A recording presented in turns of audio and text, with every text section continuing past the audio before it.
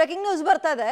ಆಗ್ರಾದಲ್ಲಿ IT ride ಆಗಿ ಸುಮಾರು 40 ಕೋಟಿ ಸಿಕ್ಕಿದೆ. ಆಗ್ರಾದ ಶೂ ಟ್ರೇಡರ್ಸ್ ಮೇಲೆ ಐಟಿ ರೈಡ್ ಆಗಿದೆ.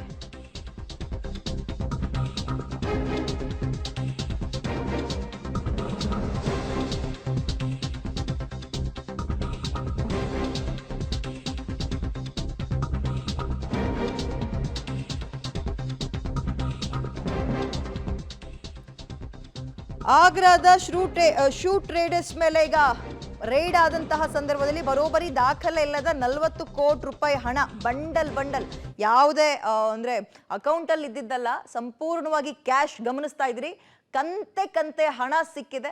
ಇದೀಗ ಅಧಿಕಾರಿಗಳು ಅದನ್ನ ಸೀಸ್ ಮಾಡಿದ್ದಾರೆ, ದಾಖಲೆ ಕೇಳ್ತಾರೆ. ಇಲ್ಲಿಗೆ ಅವ್ರು ರೈಡ್ ಮಾಡಿದಂತಹ ಉದ್ದೇಶ, ಇವರು ಸರಿಯಾಗಿ ತೆರಿಗೆಯನ್ನ ಕಟ್ಟಿರಲಿಲ್ಲ, ತೆರಿಗೆ ವಂಚನೆ ಮಾಡಿದ್ರು ಅನ್ನೋ ಆರೋಪದ ಮೇಲೆ ರೈಡ್ ಮಾಡಿದ ಸಂದರ್ಭದಲ್ಲಿ ಹಣದ ರಾಶಿಯೇ ಸಿಕ್ಕಿದೆ.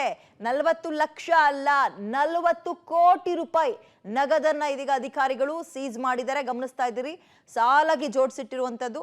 ಇದು 40 ಕೋಟಿ ರೂಪಾಯಿ. ಆಗ್ರಾದ ಶೂ ಟ್ರೇಡರ್ಸ್ ಮೇಲೆ ಒಂದು ರೈಡ್ ಮಾಡಿದಂತಹ ಸಂದರ್ಭದಲ್ಲಿ ಐಟಿ ಅಧಿಕಾರಿಗಳೇ ಕಕ್ಕಾಬಿಕ್ಕಿ ಆಗ್ಬಿಟ್ಟಿದ್ದಾರೆ.